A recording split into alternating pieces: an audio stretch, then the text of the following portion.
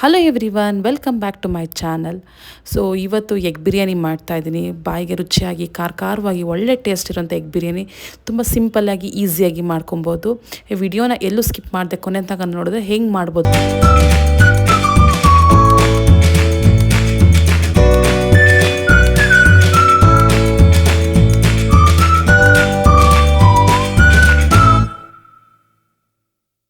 ಮೊಟ್ಟೆ ಬಿರಿಯಾನಿ ಅಥವಾ ಎಗ್ ಬಿರಿಯಾನಿ ಮಾಡೋದು ತುಂಬ ಸುಲಭ.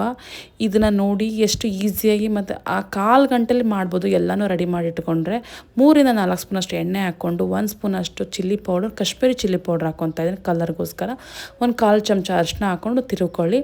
ಫಸ್ಟ್ ನಾನು ಮೊಟ್ಟೆನ ಬೇಯಿಸಿಟ್ಕೊಂಡಿದ್ದೀನಿ. ಒಬ್ಬರಿಗೆ 2 ಮೊಟ್ಟೆ ಅಂತ ನಾವು ಇದ್ದಿದ್ದು 3 ಜನ, ಒಂದು 6 ಮೊಟ್ಟೆನ ಬೇಯಿಸಿಟ್ಕೊಂಡಿದ್ದೀನಿ. ಬೇಯಿಸಿ ಸಿಪ್ಪೆ ತೆಗೆದು ಮೊಟ್ಟೆಗಳನ್ನ ಎಲ್ಲನೂ ನನಗೆ ಕುಕ್ಕರ್ ಒಳಗಡೆ ಹಾಕಿ ಒಂದು 2 ನಿಮಿಷ ಹಿಂಗೆ ಫ್ರೈ ಮಾಡ್ಕೊಳ್ತೀನಿ. ಯಾಕಂದರೆ ಖಾರ ಮತ್ತು ಕಲರ್ ಹಿಡೀಲಿ ಅಂತ.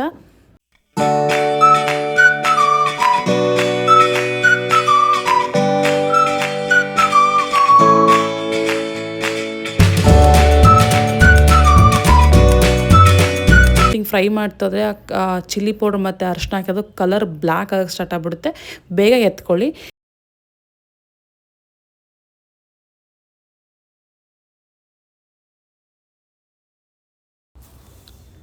ಈಗ ಅದೇ ಕುಕ್ಕರಿಗೆ ಎಲ್ಲ ಮಸಾಲೆಗಳನ್ನೂ ಹಾಕ್ಕೊಳ್ಳಿ. ಲವಂಗ, ಬಾತೆಲೆ, ಮರಾಠಿ ಮೊಗ್ಗು ಮತ್ತು ಸೋಂಪು, ಏಲಕ್ಕಿ ಎಲ್ಲನೂ ಹಾಕ್ಕೊಂಡು ಒಂದು 2 ನಿಮಿಷ ಫ್ರೈ ಮಾಡ್ಕೊಳ್ಳಿ. ಅದು ಒಳ್ಳೆ ಘಮ ಅಂತ ಸ್ಮೆಲ್ ಬರುತ್ತೆ. ಇದಕ್ಕೆ ನಾನು ಯಾವುದೇ ಥರ ಎಕ್ಸ್ಟ್ರಾ ಪೌಡರ್ಸ್ ಯೂಸ್ ಮಾಡ್ತಾ, ಎಗ್ ಬಿರಿಯಾನಿ ಪೌಡರ್ ಇರ್ಬೋದು, ಇನ್ಯಾವುದೇ ಮಸಾಲೆ ಕೂಡ ನಾನು ಯೂಸ್ ಮಾಡ್ತಾಯಿಲ್ಲ. ಇಷ್ಟೇ. ನಾನು ಮೀಡಿಯಮ್ ಸೈಜು 3-4 ಈರುಳ್ಳಿನ ಕಟ್ ಮಾಡ್ಕೊಳ್ಳಿ. ಇವಾಗ 3 ಜನಕ್ಕೆ ಬೇಕಾದ್ರೆ 4 ಈರುಳ್ಳಿ ಸಾಕು. ಸೊ ಈರುಳ್ಳಿ ಎಷ್ಟು ಹಾಕ್ತಾರೋ ಅಷ್ಟು ಟೇಸ್ಟ್ ಚೆನ್ನಾಗಿರುತ್ತೆ. ಇದು chilli powder, Kashmiri chilli powder ಹಾಕಿದ್ರೆ ಕಲರ್ ಅಂತೂ ತುಂಬ ಚೆನ್ನಾಗಿ ಬಂತು.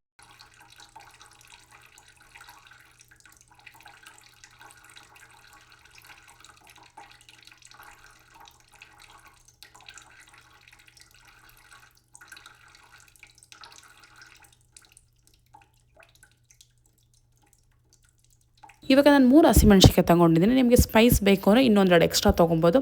ಮೀಡಿಯಮ್ ಸ್ಪೈಸ್ ಸಾಕು ಅಂದರೆ 3 ಸಾಕು.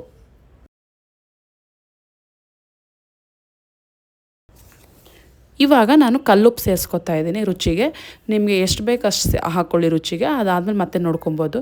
2-3 ಚಮಚ ಆಗೋಷ್ಟು ಶುಂಠಿ ಬೆಳ್ಳುಳ್ಳಿ ಪೇಸ್ಟ್ ಮನೆಯಲ್ಲೇ ಮಾಡ್ಕೊಂಡಿರೋದಂತೂ, ಯಾವುದೇ ಕೂಡ ಹೊರ್ಗಡೆಯಿಂದ ತಂದು ಮಾಡ್ತಾ ಇರೋದಲ್ಲ.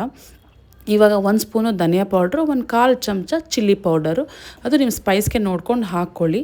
ಇಲ್ಲ ಅಂದರೆ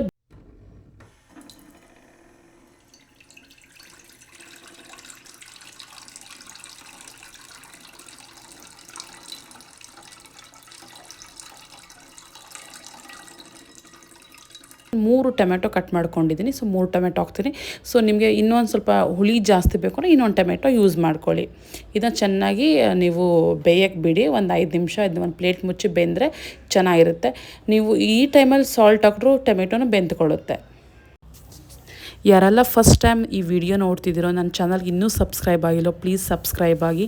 ನಿಮ್ಮ ಸಪೋರ್ಟ್ ನಂಗೆ ತುಂಬ ಇಂಪಾರ್ಟೆಂಟು. ಇಲ್ಲಾಂದರೆ ನಾನು ಇಲ್ಲಿ ತನಕ ಬೆಳೆಯೋಕ್ಕೆ ಆಗ್ತಿರಲಿಲ್ಲ. ಇಲ್ಲಿ ತನಕ ಯಾರೆಲ್ಲ ಸಬ್ಸ್ಕ್ರೈಬ್ ಆಗಿದ್ದೀರೋ ಅವ್ರಿಗೆಲ್ಲ ತುಂಬ ನಿಮ್ಮ ಪ್ರೀತಿ ಹೀಗೆ ಇರಲಿ ಅಂತ ಕೇಳ್ಕೊಳ್ತೀನಿ. ಯಾವುದೇ ಬಿರಿಯಾನಿ ಆಗಲಿ, ಪಲಾವ್ ಆಗಲಿ, ಸ್ವಲ್ಪ ಮೊಸರು ಹಾಕಿದ್ರೆ ಅದು ತುಂಬ ಚೆನ್ನಾಗಿರುತ್ತೆ. ಚಿಕನ್ ಬಿರಿಯಾನಿಗೆ ಹಾಕಿದ್ರೆ ಇದು ಚಿಕನ್ ಸ್ವಲ್ಪ ಸಾಫ್ಟ್ ಆಗಲಿ ಅನ್ನೋ ಪರ್ಪಸ್ಗೆ ಹಾಕೋದು. ಸೊ ಮೊಸರು ಹಾಕೋದ್ರಿಂದ ಒಂಥರ ಟೇಸ್ಟ್ ಬೇರೆ ಥರ ಇರುತ್ತೆ. ನಾನು ಮಾಡ್ತಿರೋಂಥ ಪ್ರೊಸೀಜರಲ್ಲಿ ನೀವು ಮಾಡಿ ನೋಡಿ. ಹೋಟೆಲ್ ಸ್ಟೈಲಲ್ಲಿ ಹೆಂಗಿರುತ್ತೋ ಎಗ್ ಬಿರಿಯಾನಿ ಅದೇ ಥರ ಬರುತ್ತೆ. ಇನ್ನೂ ಒಂದು ಸ್ವಲ್ಪ ತಿನ್ನೋಣ ಅನಿಸುತ್ತೆ. ಅಷ್ಟು ಚೆನ್ನಾಗಿರುತ್ತೆ, ಅದ್ಭುತವಾಗಿರುತ್ತೆ.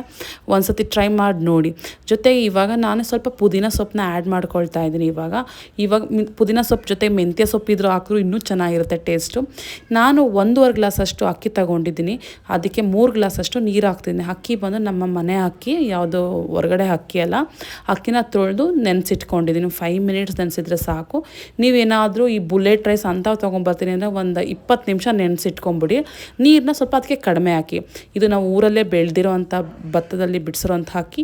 ಹಾಗಾಗಿ ಇದಕ್ಕೇನು ನೀರು ಜಾಸ್ತಿ ಹಾಕಬೇಕು ಅಂತ, ಅದು ಕಡಿಮೆ ಹಾಕಬೇಕು ಅನ್ನೋದಿಲ್ಲ. ಮೀಡಿಯಮ್ ಲೆವೆಲಲ್ಲಿ ನೀರು ಹಾಕಿದ್ರೆ ಸಾಕು. ಅಕ್ಕಿಯೆಲ್ಲ ಹಾಕಿದ್ಮೇಲೆ ನೀಟಾಗಿ ಮಿಕ್ಸ್ ಮಾಡಿ ಒಂದು ಸ್ವಲ್ಪ ಹೊತ್ತು ಕುದಿಯೋ ತನಕ ನಾವು ಲಿಡ್ ಮುಚ್ಚೋದು ಬೇಡ. ಈಗ ನಾನು ಹುಳಿ ನೋಡಿಕೊಂಡು ಒಂದು ಅರ್ಧ ನಿಂಬೆಹಣ್ಣು ಹಾಕ್ಕೊಂಡಿದ್ದೀನಿ. ನಂತರ ಒಂದೊಂದೇ ಮೊಟ್ಟೆಗಳನ್ನ ಹಾಕ್ಕೊತೀನಿ ಇದರೊಳಗಡೆ. ಹಾಕ್ಕೊಂಡು ನೀಟಾಗಿ ಮಿಕ್ಸ್ ಮಾಡ್ಕೊಳ್ಳಿ. ಯಾಕಂದರೆ ಮಿಕ್ಸ್ ಮಾಡೋದ್ರಿಂದ ನೀಟಾಗಿ ಅದು ಬ್ಲೆಂಡ್ ಆಗುತ್ತೆ. ಮಸಾಲೆ ಇರ್ಬೋದು, ಟೊಮೆಟೊ, ಈರುಳ್ಳಿ ಏನೇ ಹಾಕಿರ್ತೀವಿ ಅದೆಲ್ಲ ಬ್ಲೆಂಡ್ ಆಗುತ್ತೆ. ಇಲ್ಲ ಅಂದರೆ ನಾವು ಕುಕ್ಕರಲ್ಲಿ ವಿಷಲ್ ಬರ್ಸೋದ್ರಿಂದ ಮಸಾಲೆ ಎಲ್ಲ ಮೇಲೆ ಬಂದುಬಿಡುತ್ತೆ ಮತ್ತು ಕೆಳಗಡೆ ಇರೋವಂಥ ತಳಭಾಗದಲ್ಲಿ ಇರೋವಂಥ ಅನ್ನ ಎಲ್ಲ ವೈಟಾಗಿ ಉಳ್ಕೊಳುತ್ತೆ. ಹಾಗಾಗಿ ಚೆನ್ನಾಗಿ ಒಂದು ಕುದಿ ಬಂದಮೇಲೆ ಇನ್ನೇನು ಅನ್ನ ಬೇಯ್ತಾ ಇದೆ ಅಂದಾಗ ಒಂದು ದಮ್ ಕಟ್ಟಿ ಒಂದು ವಿಷಲ್ ಬರ್ಸಿದ್ರೆ ಸಾಕು. ಎಗ್ ಬಿರಿಯಾನಿ, ಬಿಸಿ ಬಿಸಿಯಾದ ಎಗ್ ಬಿರಿಯಾನಿ ರೆಡಿ ಆಗುತ್ತೆ.